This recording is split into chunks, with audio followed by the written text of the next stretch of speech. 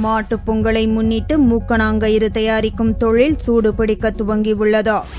மதுரை மாவட்டம் பனையூர் மற்றும் கீரைத்துறை பகுதிகளில் பலதரப்பட்ட கயிறுகளை குடிசை தொழிலாக ஆயிரக்கணக்கானோர் செய்து வருகின்றனர்.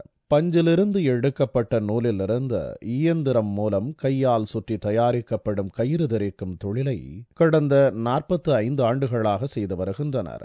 தாலிக்கயிறு, தொட்டில் கயிறு, மாடுகளுக்கு மூக்கணாங்கயிறு, தேரை வடம் பிடித்து இழுத்து வர வடக்கயிறு, கனரக வாகனங்களுக்கு பயன்படுத்தப்படும் கயிறு, பெரிய கப்பலை இழுத்து கட்ட பல வண்ணங்களில் நீளமாக கயிறு தரிக்கும் இவர்கள் தற்போது மாட்டுப் பொங்கலை முன்னிட்டு மாடுகளுக்கு மூக்கணாங்கயிறு தயாரிக்கும் பணியில் மும்முரமாக ஈடுபட்டு வருகின்றனர்.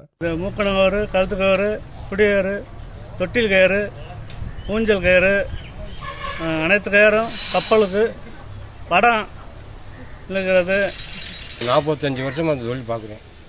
இது இந்த கயிறு தமிழ்நாடு பூராமே சப்ளை ஆகுது. ஸ்டீமரு, வத்தை, இந்த மாதிரி ஐட்டத்துக்கு லாரி, வேனு, எல்லா ஐட்டத்துக்குமே நம்ம கயிறு தயாராகுது. ஒரு 500 தொழிலாளி வேலை பார்க்குறோம் பனையூரில். கீரை தொழில் அதே மாதிரி ஒரு 500 தொழிலாளி வேலை பார்க்குறாங்க. இவங்க பூராமே பொம்பளை, ஆம்பளை, சின்ன பிள்ளைங்க எல்லாருமே சேர்ந்து பாடுபடுறோம். அப்படி பாடுபட்டோம்னா எங்களுக்கு கிடைக்கக்கூடிய சம்பளம் தான் கிடைக்கும். இவர்கள் தயாரிக்கும் கயிறானது தமிழகம் முழுவதும் பல்வேறு மாவட்டங்களுக்கு விற்பனைக்காக அனுப்பப்படுகிறது.